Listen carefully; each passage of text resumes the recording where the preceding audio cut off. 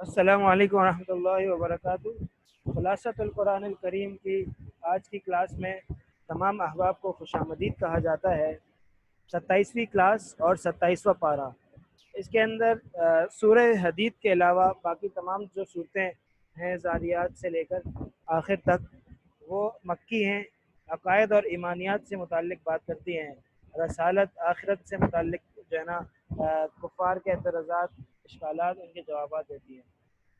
सबसे पहली जो सूरत इस पारे के अंदर है वो सूरह ज़ारियात है, और इसके अंदर जो बताया गया है वो ये बताया गया है कि आखिरत वाक़ई होती होके रहेगी।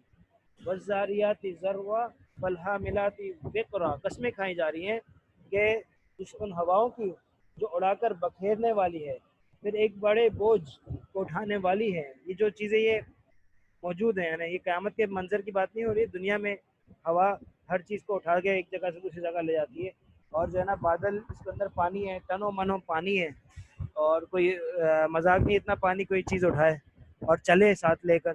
फल जारियात, और चलती हैं साथ लेकर से आसानी से। फल मुकस्सिमात अमरा, और जो है एक बड़े काम को तकसीम करने वाली, बारिश पहुंचाती है हर जगह। इन्नमा तुअदून लसादिक, जो तुम्हें वादा किया जा रहा है वो सच्चा है और होके रहेगा। फिर जो है आसमान, मुख्तलिफ चीज़ों की कस्में खाई जा रही हैं, और बताया जा रहा है कि क़यामत का आना यकीनी है। फिर ईमान वालों की निशानियों का तज़किरा है कि जो ना वो कहाँ होंगे, वो किन नेमतों में होंगे, बागात में, चश्मों में उनका ठिकाना होगा। हज़रत इब्राहीम अलैहिस्सलाम के मेहमान जो फ़रिश्ते आए थे उनके पास, उनका तज़किरा आता है कि वो इंसानी शक्ल में आए। हज़रत इब्राहीम अलैहिस्सलाम ने उनके लिए जो है ना बछड़ा पेश किया तो उन्होंने खाया नहीं। वो परेशान परेशान हो गए कि भाई मेहमान कबूल क्यों नहीं कर रहे, क्या मेरे से कोई लड़ाई है, दुश्मनी है। तो एक दस्तूर था कि भाई जब किसी से दुश्मनी लड़ाई हो जाए तो उसका खाना है, उसका उसकी दावत, उसका इकराम कबूल नहीं करते। तो ये उससे वो डर गए थे। तो कहा कि हम फरिश्ते हैं, आपको खुशखबरी देने आए हैं कि आपको एक बेटा पैदा होगा। इब्राहीम अलैहिस्सलाम की खुशखबरी ने को इस्माईल अलैहिस्सलाम की खुशखबरी दी, और साथ में जो है बताया कि हम आपके जो चचाजाद भाई लूत अलैहिस्सलाम की कौम को तबाह कर देंगे। खुशखबरी और डराना दोनों एक साथ किया ताकि लेवल बराबर हो जाए, ताकि ज़्यादा गम ना हो। फिर क्योंकि उम्मत का गम तो है ना, तो काफिर मरता है कोई तो उसका भी गम है। आप अलैहिस्सलाम को भी गम था, दीगर अम्बिया को भी गम था। वो खुश थोड़ी थे कि भाई ये काफिर मर रहा है, मरे जाके। वो तो बोले ये ईमान क्यों नहीं ले आता। हमारी ये सोच और ये कोशिश और ये फिक्र होनी चाहिए दोस्तों। हम जहाँ कुफ़ार से दुश्मनी बोलते हैं या इसको इनसे नाम पसंद कर रहे होते हैं कि भाई ये काफिर है, अल्लाह का दुश्मन है, वहाँ साथ में ये भी तो देखना चाहिए अल्लाह का बंदा है। अल्लाह की जो है ना, अल्लाह ने इसके ऊपर इतना करम किया हुआ है, हमें भी इसके लिए फ़िक्र करनी चाहिए कि ये ईमान ले आए। अगर ये ईमान ले आया तो ये हमेशा हमेशा के अजाब से बच जाएगा। फिर आखिरत को झुटलाने वाली कौम लूत पर जो अजाब आया उसका तज़किरा है। फिर साइंसी इंकशाफ होता है का एक तज़किरा, यूँ कह सकते हैं। हो सकता है बस समा बनैनाहा बिअयदी व इन्ना लमूसिन, हमने अपनी कुदरत से आसमान को बनाया। लेकिन ऐद हाथों को कहते हैं, लेकिन यहाँ पर सिफत है ये, लेकिन इसका माना वो लिया है, क्या नाम है, इसका मजाजी माना लिया है जो कि है कुदरत। अल्लाह पाक फरमा रहे हैं कि हमने आसमान को अपनी कुदरत से बनाया और हम इसको फैला रहे हैं। वह इन्ना लमूसिन, हम इसमें वसात डाल रहे हैं। यानी अब आसमान पहले अब साइंसदान कहते हैं कि भाई आसमान तक अगर कोई या कायनात की एंड तक पहुंचना चाहे ना तो वो नहीं पहुंच सकता, क्योंकि वो जब भी पहुंचेगा तो वो देखेगा कि वहाँ पर ऑलरेडी जो है ना वो और आगे बढ़ चुका है। वो और आगे बढ़ चुका है और आगे और चीज़ें मौजूद है, वो वहाँ जा चुका है। हमारे कुछ साथी कम हुए, कोई आवाज़ सही है।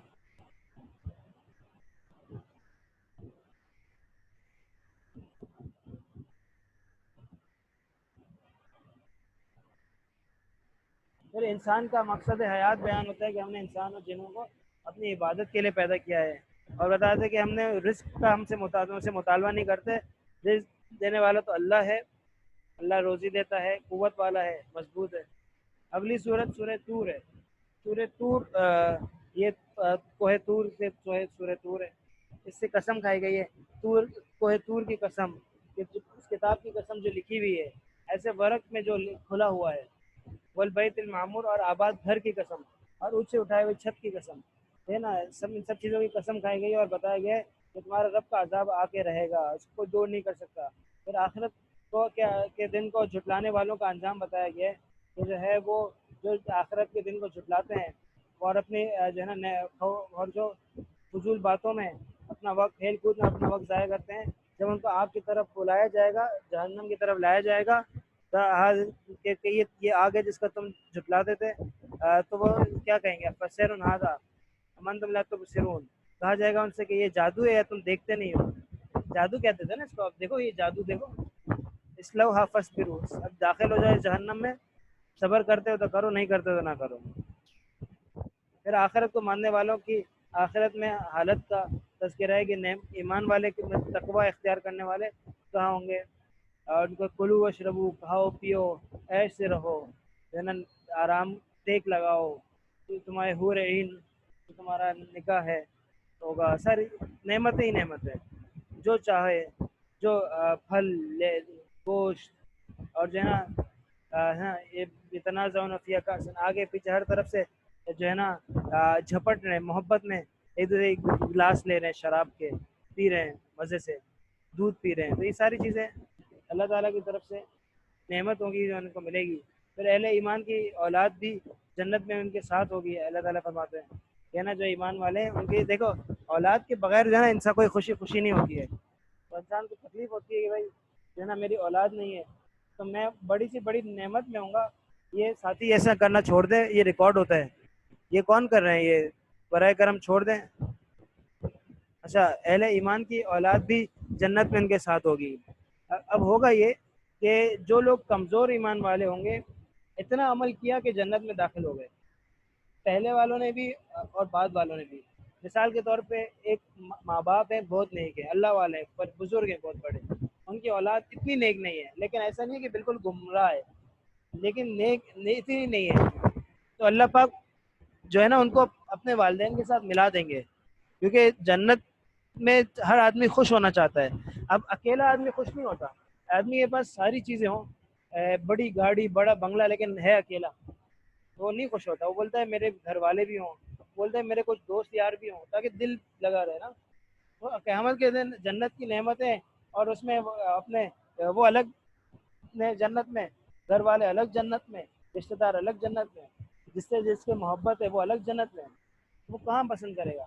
تو یہ بتا دیا کہ بھائی اس کو ایسا نہیں ہے، اس کو بہت ساری نعمتیں ملیں گی، اس کو جو ہے وہ جب چاہے گا کہ بھائی مجھے جو ہے نا اپنے سب سے جو قریب ہوں گے وہ چاہے گا وہ قریب اللہ کا کر دے گا، اور جو دور ہوں گے جب ان سے ملنا چاہے گا تو ملاقات کی ترتیب بن جائے گی۔ تو اور اسی طرح اگر کوئی بچے نیک ہیں، اولاد نیک ہے، ماں باپ اتنے نیک نہیں تھے، ماں باپ میں اتنا تقوی نہیں تھا، ان کا لیول تھوڑا نیچے ہے، اولاد کا لیول تھوڑا ہائی ہے، وہ تھوڑا آگے نکل گیا ہے، اللہ پاک ماں باپ کو بچوں کے ساتھ کر دیں گے، جس کا درجہ بلند ہوگا اس کے ساتھ کم درجے والے کو کر دیا جائے گا۔ کتنی بڑی دولت ہے، کتنی بڑی نعمت، کتنا بڑا انعام ہے۔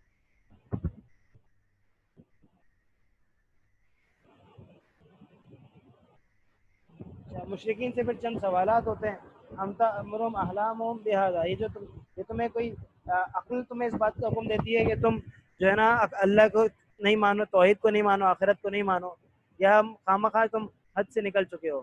ہم یقولون تقولہ، وہ کہتے ہیں کہ اس نے یہ خود گھڑ لیا ہے، بلکہ وہ ایمان نہیں لاتے۔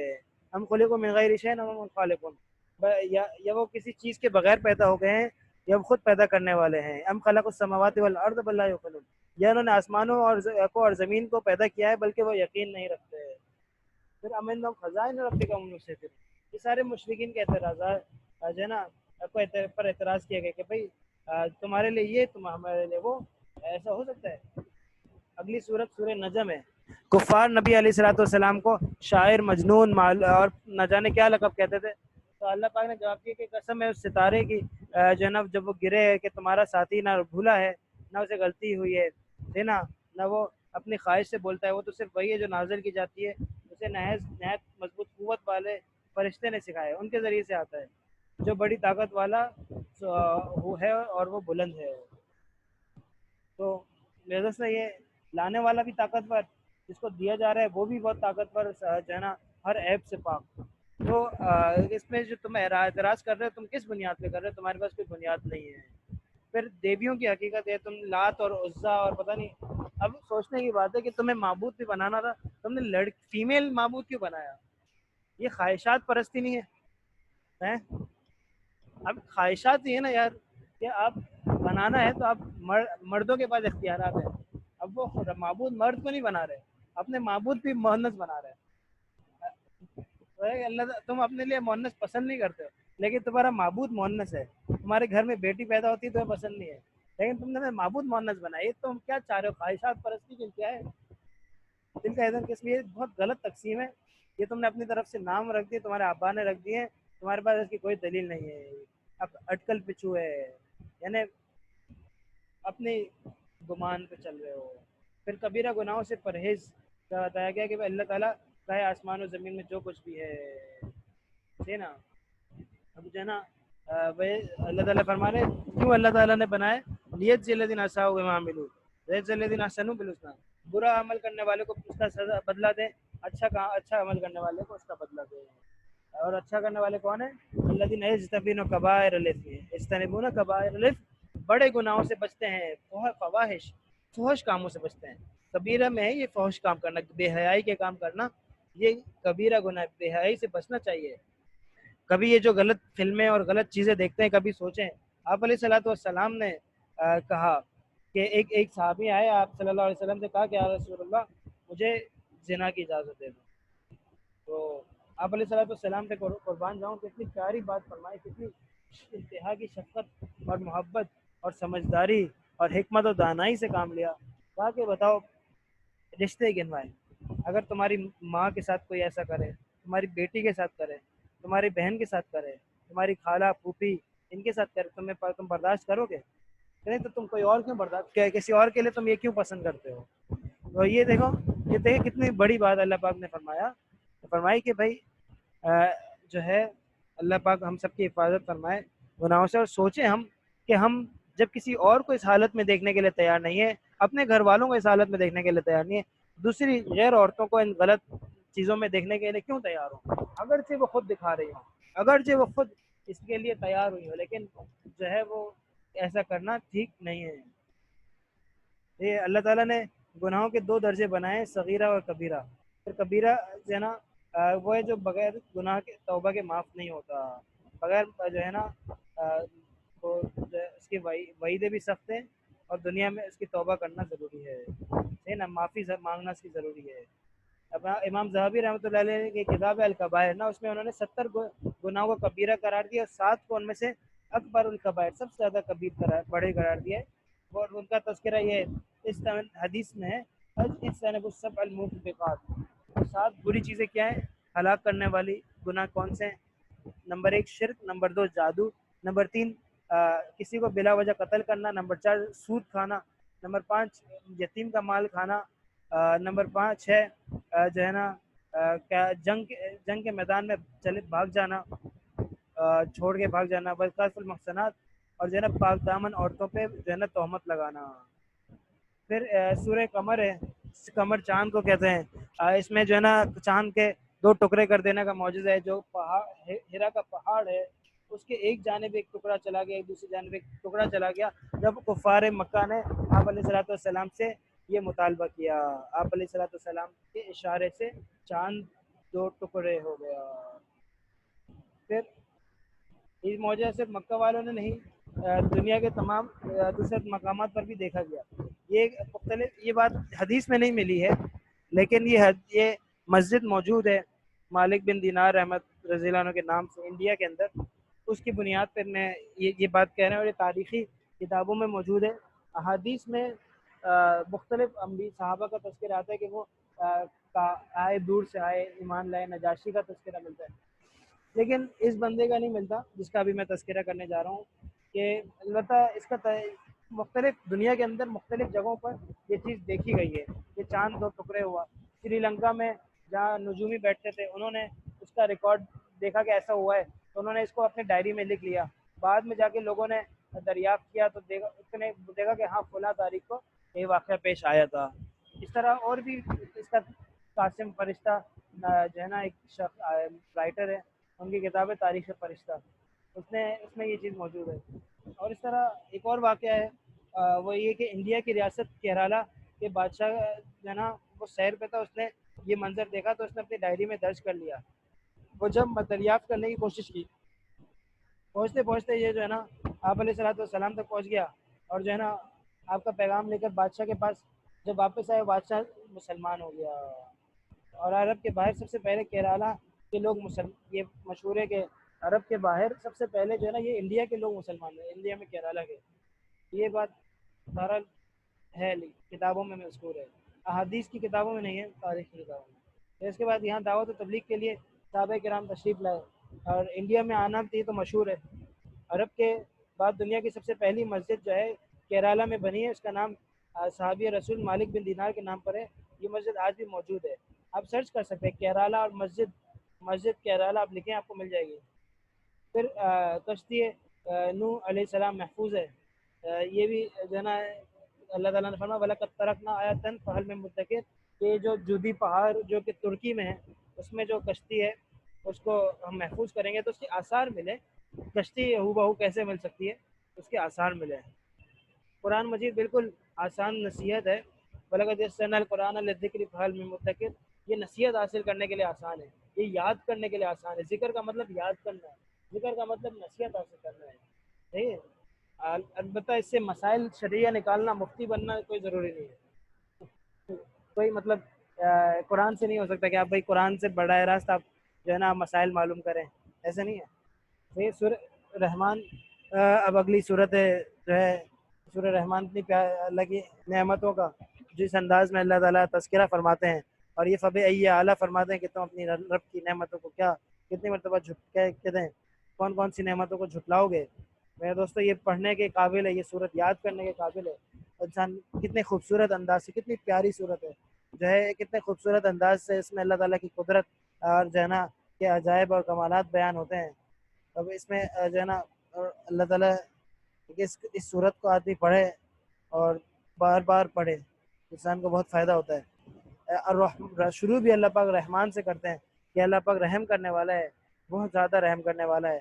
اس نے سب سے زیادہ رحم اس کے ذریعے سے کیا کہ اس نے قرآن سکھایا اور انسان کو پیدا کیا اور اسے بولنا سکھایا۔ پھر جناب زمین کا تذکرہ ہے، جب باغات کا تذکرہ ہے، کھیتوں کا تذکرہ ہے، غلے کا تذکرہ ہے۔ پھر سمندر کے متعلق فرمایا کہ بھائی دو سمندر مل جاتے ہیں، نمکین اور کھارا میٹھے پانی کا، لیکن جو ہے نا کبھی جڑتے نہیں ہیں، آپس میں الگ ساتھ ساتھ چلتے ہیں لیکن خلط ملط نہیں ہوتے ہیں۔ انسان اور جن کا پیدا ہونا بنایا ہے نا، بتایا کہ ہر چیز کے اندر پانی ہے نا، فیصلوا من فی السماوات والارض، تو کس کے لیے آسمان و زمین میں جو کچھ ہے، تو ایسے نا ہر دن وہ ایک نئی شان میں ہوتا ہے، اللہ تعالیٰ کی ایک نیا جلوہ ہوتا ہے ہر دن۔ سنفرغ لکم ایھا الثقلان، اللہ تعالیٰ فرماتے ہیں بہت جلد ہم تمہارے لیے فارغ ہوں گے۔ بڑی اچھی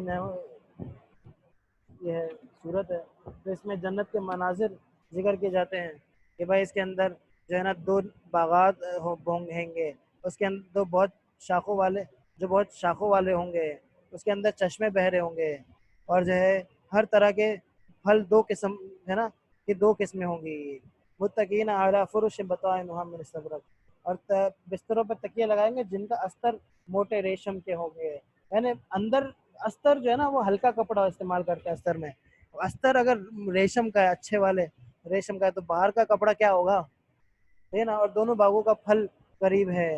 پھر وہ کہتے فیہن قاصرات، بھائی چلنا نہیں پڑے گا زیادہ، ہے نا، فیہن قاصرات، نیچے نگاہ رکھنے والی پاک دامن عورت جس کو کبھی تک کسی نے چھوا بھی نہیں ہوگا نہ دیکھا ہوگا، اور ایسا کہ جیسے وہ عورتیں ہیرے کی طرح، ہیرا یاقوت ہے، زمین جو پتھر ہوتا ہے نا قیمتی پتھر، یہ قیمتی پتھروں میں سے ہے۔ الجزاء الاحسان الا الاحسان، نیکی کا بدلہ اب نیکی ہے، مزے کرو، ہے نا۔ ومن دونہما جنتان، اور اس کے علاوہ اور باغ بھی ہوں گے، تو اس کے اندر سیاہی مال گہرے سبز ہو، مطلب ورائٹی ہوگی، آدمی بور نہیں ہو۔ فیہما عینان نضاختان، دونوں میں جوش مارتے ہوئے دو چشمے ہیں، اس میں پھل کھجوریں ہیں، کھجوروں کے درخت، انار، اور خوبصورت عورتیں ہیں۔ تو یہ ساری چیزیں اللہ پاک جو عطا کریں گے، انسان کا شوق ہوتا ہے، خواہشات انسان کے ساتھ لگی ہوئی ہیں، اللہ تعالیٰ حلال ذریعے سے پورا کرے تو کیا برا ہے نا، سنت طریقے پہ چلیں گے کامیابی ہے۔ دیکھو آپ نے بکرا ہے اس کو آپ نے ذبح پیٹ میں اس کو چھوڑا گوشت دیا، حرام ہوگا، حلال نہیں ہوگا۔ آپ نے اس کو ذبح کیا وہ حلال ہو جائے گا۔ پہلے والا کیوں حرام ہے؟ کیونکہ آپ نے سنت طریقہ چھوڑ دیا، اور دوسرا والا کیوں حلال ہے؟ کیونکہ آپ نے سنت طریقہ اختیار کیا۔ اور آپ ایک مرد ایک لڑکا ایک لڑکی شادی کر لیں، دو بول لیں ایجاب اور قبول، اور گواہوں کی موجودگی میں نکاح ہو جاتا ہے۔ اب وہ ملتے ہیں تو ان کا آپس میں ملنا صدقہ ہے، اور اس کے برعکس اور اللہ تعالیٰ ان پہ رحمت کرے گا۔ اس کے برعکس اگر بغیر یہ دو جملے بولے اگر یہ مل جائیں تو کیا ہوگا؟ اللہ کی لعنت ان کے اوپر برسے گی اور پھٹکار ہوگی، اور ہمیشہ ہمیشہ عذاب میں وہ مبتلا ہوں گے۔ اللہ تعالیٰ نے اسے گناہ کبیرہ شمار کیا ہے۔ اگلی یہ سورۃ سورہ واقعہ ہے۔ سورہ واقعہ مطلب واقع ہونے والی، اور واقع ہونے والی کیا ہے؟ قیامت ہے۔ اذا وقعت الواقعہ، قیامت جب آئے گی، نہیں سلے وقت اس کو کوئی روک نہیں سکتا، یہ جھوٹ نہیں ہے، یہ حق ہے نا صحابہ۔ پھر جو ہے نا اس میں جو ہے تین سب سے پہلے سورت کے اندر جو ہے نا تین سورہ واقعہ کا تذکرہ ہے کہ بھائی جب واقع ہونے والی آئے گی اور جو ہے نا سب ختم ہو جائے گا، جو ہے نا پست کرنے والی ہے، یہ بلند کرنے والی ہے، جو ہے نا پہاڑ ریزہ ریزہ ہو جائیں گے۔ بڑا اچھا منظر کشی ہے یہ صورت۔ اس کے بہت سے فوائد ہیں۔ ایک تو قیامت کا منظر بہت اچھے انداز سے پیش کرتی ہے، اور دوسرا یہ کہ یہ جس کو جو حدیث میں آتا ہے کہ یہ جو اس صورت کا اہتمام کرتا ہے اس پہ کبھی روزی کی تنگی کا شکار نہیں ہوگا وہ۔ تو سورہ واقعہ روزانہ جو پڑھتا ہے وہ کبھی روزی کی تنگی کا شکار نہیں ہوتا، لہٰذا اس کو پڑھنا چاہیے، صحیح ہے۔ اور ابھی 3 گروہ کا بیان ہے، وَكُنْتُمْ أَزْوَاجًا ثَلَاثًا، وہاں پہ جنت میں 3 گروہ ہوں گے، جو ہے نا اصحاب میمنہ، اصحاب الشمشأمہ اور السابقون، ہے نا مطلب جنتی ہوں گے دائیں ہاتھ والے، اور جہنمی ہوں گے بائیں ہاتھ والے، اور بعض ہوں گے جو آگے بڑھنے والے ہوں گے، سبقت لے جانے والے ہوں گے۔ وہ کون ہوں گے؟ وہ جن پر اللہ تعالیٰ کا خصوصی انعام ہوگا، وہ اللہ کے قریبی ہوں گے، اولیاء ہوں گے، ہے نا۔ صحابہ کرام بھی اس میں سے ہوں گے، ظاہر ہے صحابہ کرام، ہے نا۔ ثُلَّةٌ مِّنَ الْأَوَّلِينَ وَقَلِيلٌ مِّنَ الْآخِرِينَ، دیگر اقوام میں وہ لوگ زیادہ ہوں گے، امت محمدیہ میں وہ لوگ کم ہوں گے۔ اس کی وجہ یہ ہے نا کیا کیوں اس میں سے ایسا ہوگا؟ کیونکہ ان کے قوم زیادہ عرصے تک رہی، اس میں آنے والے لوگوں کی تعداد زیادہ تھی، اس لیے، اور کوئی وجہ نہیں۔ تو سابقون کو ملنے والے انعامات کا تذکرہ، جو ہے نا پھر اصحاب الیمین کا تذکرہ کہ بھائی وہ کتنے نعمتوں میں ہوں گے۔ پھر جو ہے نا بائیں بازو والوں کا انجام بیان ہوتا ہے کہ ان کے اوپر جو ہے وہ زہریلی جو ہے نا لو اور کھولتے ہوئے پانی میں وہ جئیں گے، سیاہ دھوئیں کے سائے میں ہوں گے، جو نہ ٹھنڈا ہے ہو نہ باعزت ہو۔ انہم کانوا قبل ذلک مترفین، بے شک وہ اس سے پہلے بڑی نعمت ہونے تھے، دنیا میں بڑے مزے کر لیے، اب چلو مزے چکو، آخرت میں تم عذاب کا مزہ چکو۔ پھر انسانوں سے مکالمہ بھی ہوگا کہ یہ جو تم منی طبقاتے تھے، تم پیدا کرتے تھے یا اللہ پیدا کرتا تھا؟ اللہ تعالیٰ نے تمہارے درمیان جو ہے نا موت کو طے کیا ہے، تم اس کو آگے نہیں نکل سکتے، ہے نا۔ اور جو ہم چاہتے ہیں پیدا کرتے ہیں، بچہ پیدا ہو یا نہ ہو، پیدا ٹھیک سالم پیدا ہو یا نہ ہو، اللہ کے ہاتھ میں۔ جو تم جو ہے نا کھیتی اگاتے تھے، تم اس کو اگاتے تھے یا اللہ اگاتا تھا؟ ہے نا، اگر ہم چاہتے تو اس کو کیا بنا دیتے، اس کو بھوسا بنا دیتے، بدل تم کو تب کہوں تو تم باتیں بناتے رہ جاتے۔ بھیا ہم تو تاوان ڈال دیے گئے ہیں، بل نحن محرومون، ہے نا۔ وہ کہتے ہیں ہمیں جو ہے نا ہمیں تو بوجھ ڈال دیا ہے، ہم تو محروم ہو گئے بھائی، یہ جہنم ہی کہیں گے۔ پھر پانی کا پوچھا جائے گا کہ جو تم پانی پیتے تھے، انتم انزلتموہ من یہ آسمان سے تم برساتے تھے، ہم برساتے تھے، ہے نا۔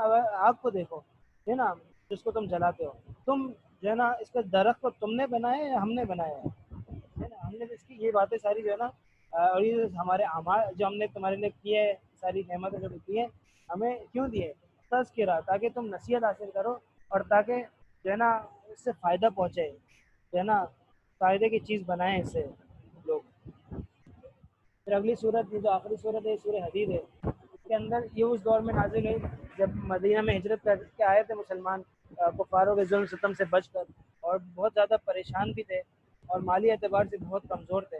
تو ایسے موقع پہ آپ علیہ الصلوۃ والسلام نے مواخات کا رشتہ بھی قائم کیا، اور جو ہے صحابہ کرام کو خرچ کرنے کی ترغیب دی، اور بڑے اچھے انداز سے اور متعدد طریقوں سے اللہ کے راستے میں خرچ کرنے کا حکم دیا گیا ہے۔ اللہ تعالیٰ فرما رہے ہیں آمنوا باللہ ورسولہ وانفقوا مما جعلکم مستخلفین فیہ، ہے نا، کہ اللہ پر ایمان لاؤ، اللہ کے رسول پر ایمان لاؤ، اور جو اس کا وقت تمہیں اللہ تعالیٰ نے عطا کیا ہے اس کو تم خرچ کرو، صحیح ہے، والذین جو ایمان لاتا ہے اور خرچ کرتا ہے اس کے لیے بڑا اجر ہے۔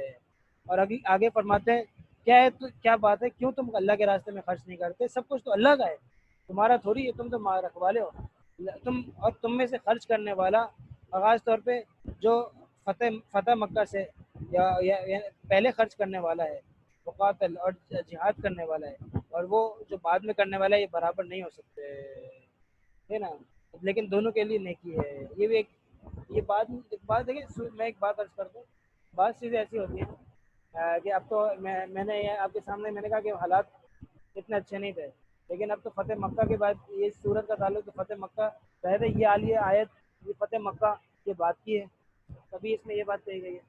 تو بعض آیتیں ایسی ہوتی ہیں جو بعد میں جو حکم بتایا جاتا ہے، صورت اس موقع کی اس اکثر کے اعتبار سے بتایا جاتا ہے، بعض مرتبہ بعض آیتیں ایسی آتی ہیں جو اس میں سے نہیں ہوتی، بعض مرتبہ مدنی کے اندر، بعض صورت کے اندر جو ہے نا بعض مکی آیتیں ہوتی ہیں اور بعض مکی کے اندر مدنی ہوتی ہیں، اور جو مکی اور مدنی صورت بھی کہا جاتا ہے وہ بھی اکثر کے اعتبار سے کہا جاتا ہے کہ اکثر آیتیں کون سی ہیں، یہ بات یاد رکھنے کی چاہیے۔ مالکم اللہ، تو یہ بات بتا دی گئی کہ فتح مکہ سے پہلے والے مسلمان، پہلے مکہ والے جو ہے نا جو ہے خرچ کرنے والے، اور فتح مکہ کے بعد والے مسلمان، فتح مکہ کے بعد والے خرچ کرنے والے برابر نہیں ہو سکتے۔ صحابہ میں بھی مراتب ہیں بھائی، ہوتے ہیں، سمجھنا بھی چاہیے، بڑا اور نئے اور پرانے کا فرق، بڑے اور چھوٹے کا فرق ہر جگہ ہے۔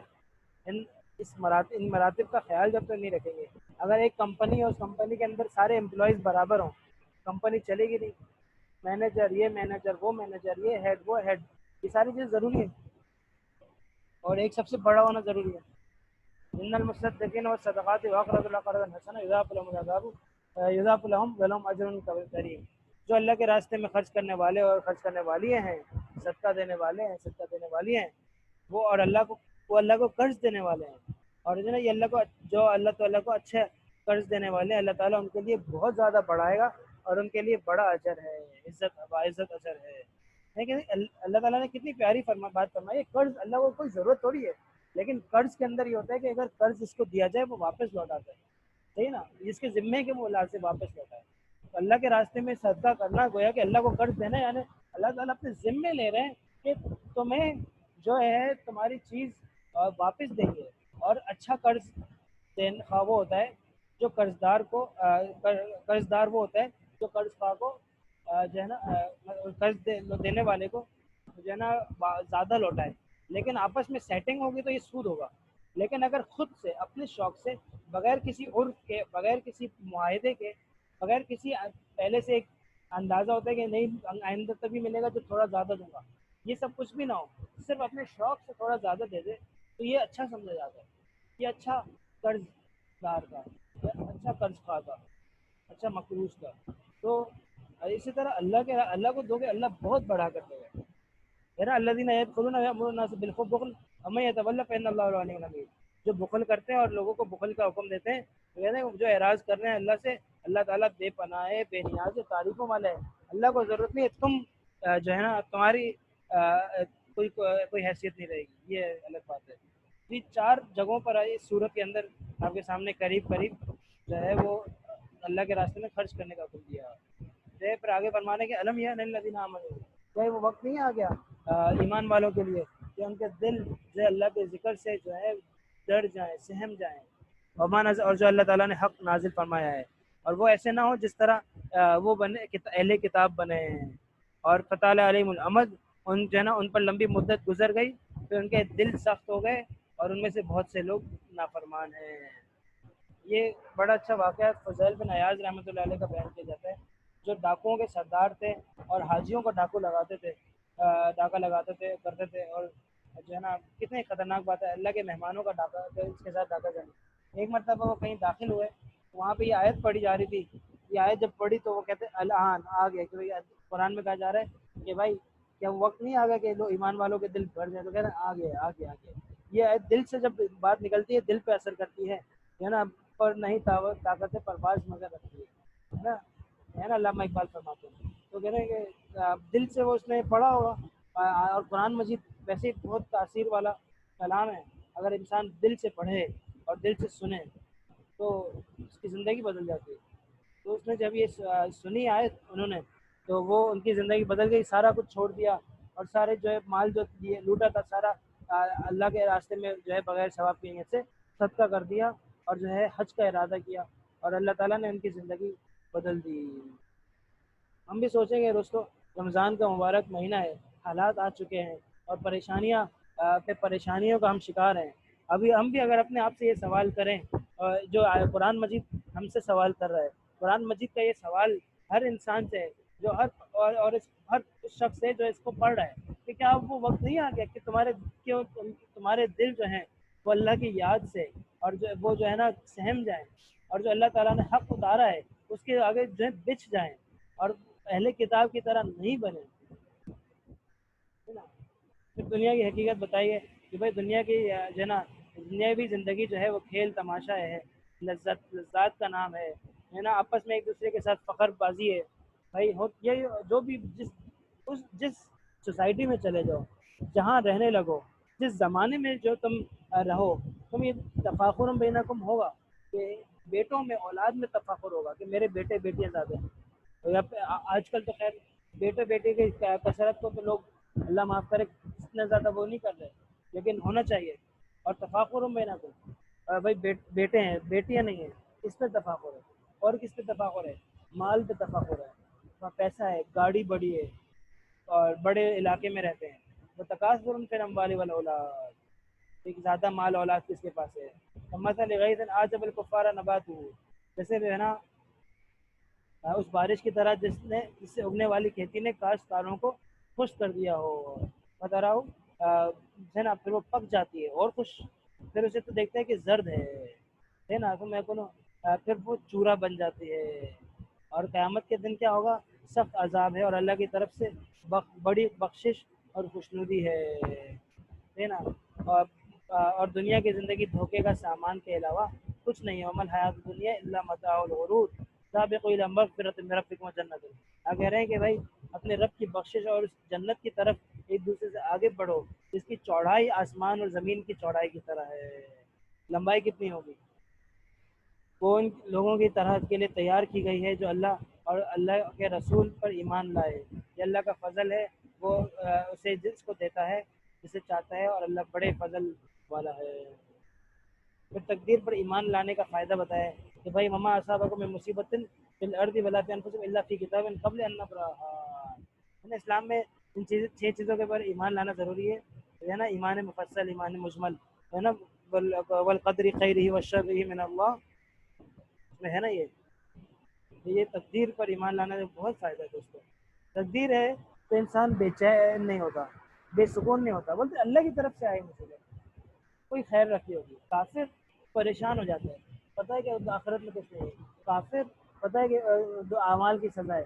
کافر بہت یہ سوچتا ہے اب کیا ہوگا، آگے کیا ہوگا، یہ میرے غلطی کی وجہ سے ہوا، بزنس میں لاس ہو گیا میری غلطی تھی. سارا کچھ اپنے آپ کو کوستا ہے، اپنے آپ کو بولتا ہے کہ میری یہ تدبیر صحیح نہیں تھی. مسلمان میکسیمم کیا کرے گا؟ تدبیر کو بھی بولے گا لیکن زیادہ بولے گا بھائی اللہ کی طرف سے تھا، کبھی نفع کبھی نقصان، یہ تو تقدیر کے فیصلے ہیں. پھر ختم، یہاں بات ختم ہو جائے گی. بیٹے کو کچھ ہوا، ڈاکٹر کچھ کر دیا تو وہ بولے گا ایک قدرت میں تقدیر میں تھا کہ اولاد ہونا ہے، تقدیر میں تھا کہ اس کو بیٹے کے زخمی ہوتا مجھے دیکھنا ہے، اور تقدیر میں تھا کہ ایک بیمار معذور بیٹا ملنا ہے. کافر ہوگا اس کو سارے اسباب کو کوسے گا، اپنے آپ کو کوسے گا. یہ نہیں ہوتا ماشاء لیکن تقدیر کو جو ہے نا کبھی بھی سستی اور کاہلی کا ذریعہ نہیں بنانا چاہیے. ایمان والے بعض مرتبہ تقدیر کے نام پہ سستی اور کاہلی کرتے ہیں، تحقیق سے منہ چھڑاتے ہیں، اعمال سے کوئی تدبیر سے بھی منہ چھڑاتے ہیں. یہ صحیح نہیں ہے. تدبیر پہلے کرنی ہے. جب انسان کو کوئی زمین میں جان انسان کی ذات میں کوئی تکلیف پہنچتی ہے اللہ کی کتابوں کو اس کا تذکرہ پہلے سے موجود ہے کتاب کے اندر जो है ना ہم نے لکھ دیا ہے پہلے سے، ان ذالک اللہ، اسی لیے اللہ تعالیٰ کے لیے کوئی مشکل نہیں ہے، پہلے لکھ دے پھر وہ ہو، لیکن لا تاسو علی ما فاتکم، تاکہ تم اگر تم سے کوئی چیز کھو جائے تو اس پہ غمگین نہ ہو، غم زدہ نہ ہو، اور جو تمہیں اللہ تعالیٰ کی طرف سے عطا ہو اس پہ زیادہ خوش بھی نہ ہو۔ واللہ لا یحب کل مختال فخور، اللہ تعالیٰ تکبر کرنے والے کو، فخر کرنے والے سے کو نہیں چاہتا ہے نا۔ جب تک ہر چیز پہلے سے طے شدہ ہے تو بعد جو آدمی مان لیتا ہے، تو جب کوئی نعمت انسان کو ملتی ہے تو آدمی اس پہ اتراتا نہیں ہے، سمجھتا ہے کہ یہ میری محنت سے نہیں ملی، اللہ نے دیا تو مل گئی اس لیے مجھے میسر آ گئی۔ اگر نقصان آ گیا تو آدمی سے بہت زیادہ غم زدہ نہیں ہوتا، کیونکہ ویسے تو یہ تو ہونا ہی تھا، میرے کوشش میں اس کو کوئی نہیں دخل۔ پھر رہبانیت کا تذکرہ ہے کہ رہبانیت جو ہے نا ثم قفینا علی آثارہم برسولنا وقفینا پہ اور رسول بھیجے ہم نے، اور پھر عیسیٰ علیہ السلام کو بھیجا، انجیل عطا کی، اور ہے نا جو عیسیٰ علیہ السلام کے پیروکار تھے ان کے دل میں ہم نے نرمی ڈال دی، رحم دلی ڈال دی، اور رہبانیت کے بارے میں سمجھ لو کہ یہ انہوں نے خود گھڑی تھی، ہم نے ان کے اوپر یہ چیز نہیں لکھی تھی، یہ شادی نہیں کریں گے، اولاد جو ہے نا کاروبار نہیں کریں گے، کھائیں گے پئیں گے نہیں، تو یہ ساری علت تہوار ہے نا، یہ انہوں نے اللہ کی رضا کے لیے کیا تو اللہ کی رضا کے لیے، لیکن اس کی رعایت نہیں کر پائے، انسان ہے اس کی ضروریات ہے، اس کے تقاضے ہیں، وہ برداشت نہیں کر سکتا، آپ نے لازم کر دیا کہ یہ جو چرچ کے لوگ ہیں یہ شادی نہیں کریں تو یہ کیا کریں گے، یہ غلط کام کریں گے، اور کیا انہوں نے۔ فاتحینہ الذین آمنوا منہم اجرہم، جو انہوں نے جو ایمان لائے اور ان کو ہم نے اجر بھی دے دیا، رہبانیت بھی کی اس کو بھی اجر دے دیا، لیکن بکثیر منہم فاسقون، بہت سارے لوگ ان میں سے گناہ گار ہیں، اپنے آپ کو دکھاتے مولوی، اپنے آپ کو دکھاتے پیر، لیکن ہے کیا، سب سے زیادہ گناہ گار وہ ہیں۔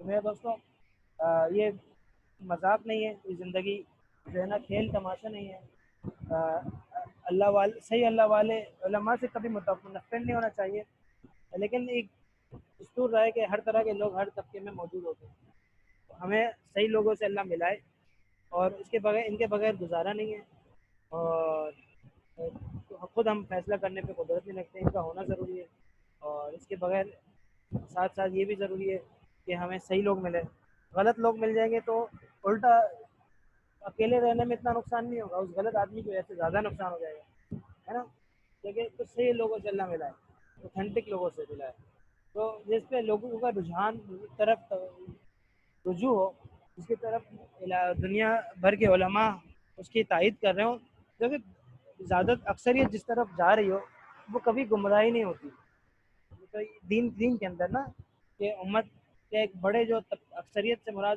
جو سمجھداروں کی اکثریت ہو، جن کا نام ہو اور ان کا وہ، تو پھر ان کو ماننا ہے، ہمیں برائی بھی نہیں ہے، ٹھیک ہے۔ اچھا پھر صحیح اسلامی تصوف کے بارے میں آ جاتے ہیں کہ بعض لوگ سمجھتے ہیں کہ بھائی تصوف صحیح نہیں ہے، ایسا نہیں ہے، تصوف صحیح ہے، ہندوستان بر صغیر پاک کو اسلام صوفیہ کی بدولت ملا، خلافت عثمانیہ یہ صوفیہ کی بدولت تھی، قسطنطنیہ جو فتح ہوا یہ صوفیہ کرام کی بدولت ہوا، ارطغرل الغازی اور اس کے جو سلطان، اس کے اولاد سے پھر سلطان محمد فاتح، یہ سارے لوگ یہ صوفیہ کرام سے ان کا گہرا تعلق تھا، تو یہ دیکھیں ہر تصوف برحق تصوف تو نام ہی اس کا ہے کہ یہ کیفیت انسان کے اندر پیدا ہو جائے، اور کہ انسان اللہ کی طرف رجوع کر لے اور گناہوں سے بچنے لگے۔ ہاں تصوف صحیح ہے کہ جو انسان کو اللہ کے قریب کرے، شریعت کے قریب کرے، اور رب چاہی کی طرف لے کر آئے، اس کے اندر جو ہے نا لیبلنگ نہ ہو، اس کے اندر جو ہے نا صرف یہ نہ ہو کہ کسی کو اپنا غلام بنا لے اور پیر صاحب کو اتنا آگے بڑھا دے مریدین کی کوئی ہے اور کسی کو کوئی دے ہی نہ، اور جو ہے وہ کہیں اور کسی سے ملنے نہ دے، اور اس طرح کی جو بھی وہ چیزیں جو غلط چیزیں رائج ہیں اس سے بچتے ہوئے جو تصوف ہے وہ اسے اختیار انسان کو اختیار کرنا چاہیے، اور مل جاتے ہیں اللہ والے لوگ موجود ہیں، آج بھی موجود ہیں، اور جس مسجد میں بیٹھا ہوں یہ بھی بڑے بڑے اللہ والے کی مسجد ہے، الحمدللہ اعتکاف میں بیٹھا ہوں میں سولجر بازار میں، غفوری مسجد، رہائش میری ڈیفینس میں ہے کراچی میں، لیکن میں اور وہاں کی مساجد میں اے سی بھی ہوتا ہے، گھر میں بھی اے سی ہے، مسجدوں میں بھی وہاں اے سی بہت تیز قسم کا، یہاں نہیں ہے، یہاں اے سی نہیں ہے یہاں پہ، تو لیکن یہاں اللہ والے ہیں، تھوڑا مذاق ہونا چاہیے۔ اچھا بزرگوں کی طرف سے کی طرف ریاستیں منسوب پتہ چلتی ہیں. سلطان ابراہیم بن ادہم بادشاہ تو اس نے فقیری اختیار کر لی, سب چھوڑ دیا. اس طرح کی چیزیں چھوڑ دینا اختیار سمجھ ملتا ہے اور وہ طرح طرح کی ریاستیں مجاہدے ملتے ہیں. تو یہ سمجھ لینا چاہیے کہ جو ہے نا یہ عارضی تھے, یہ ریاستیں عارضی ہوا کرتی تھی اور ان کا مقصد جو ہے انسان کے اندر صلاحیت پیدا کرنا ہوتا تھا, وہ دائمی نہیں ہوتی تھی.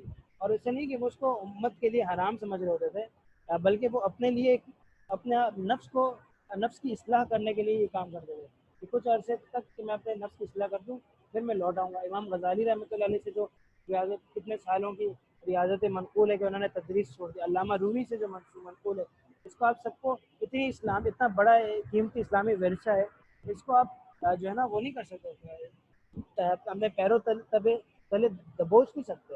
غلط چیزیں آ جاتی ہیں, میں نہیں انکار کرتا ہوں, ہر جگہ غلط چیزیں آ جاتی ہیں. اور بعض مطلب ایسا بھی ہوتا ہے کہ غلط چیز زیادہ آ جاتی ہے, کہ اتنا ہو جاتا ہے کہ غلط چیز اور صحیح چیز کے درمیان فرق کرنا بھی مشکل ہو جاتا ہے.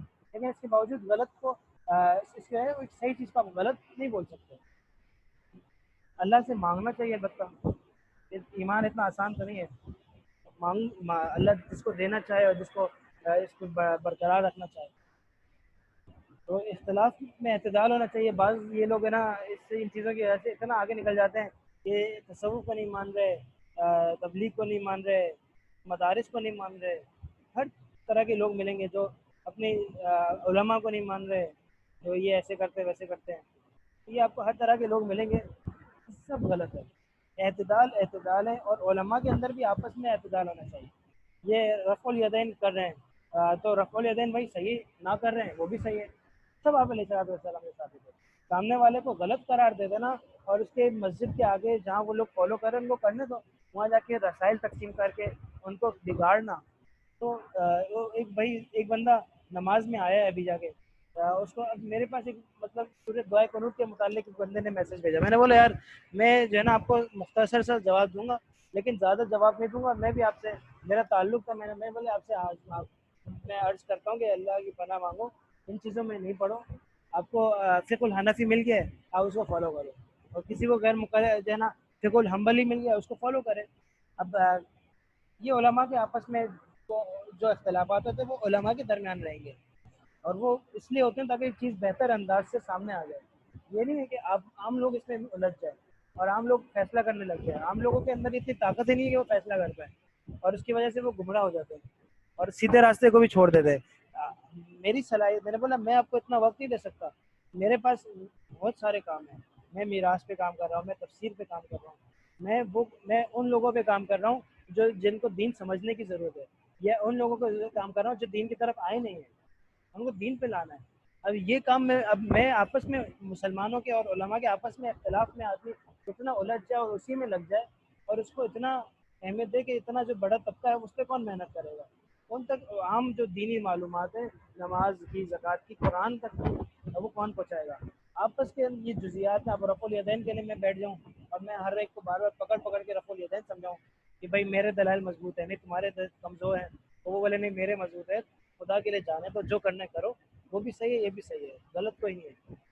لیکن میں اپنی بات کو مضبوط قرار دینے کے لیے تم سے لڑنے بیٹھ جاؤں تو میرا وقت ضائع ہوگا. میرے پاس اتنا ٹائم نہیں ہے خدا کے لیے, ہے نا. میرے پاس مختصر سی زندگی ہے, میں اس میں وہ کام کروں جو میرے لیے میری آخرت سنوارنے کے لیے زیادہ فائدہ مند ہو.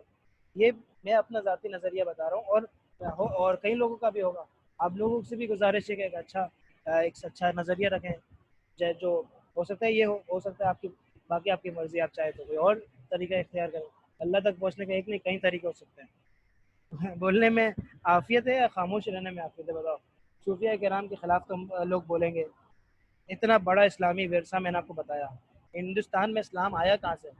ہندوستان میں نے ایک تو محمد بن قاسم کے ذریعے سے تو آیا تھا سندھ میں, لیکن پورے ہندوستان کے اندر صوفیہ کرام, ہندو جو مسلمان ہوئے, صوفیہ کرام کی جو محنت ہے, خواجہ معین الدین چشتی رحمۃ اللہ علیہ کی, خواجہ اور جو جتنے جو ہے بزرگ گزرے ہیں, شیخ فاروق احمد سرندی, مجدد الفسانی, یہ سارے اتنے بڑے بڑے انہوں نے کام کیے.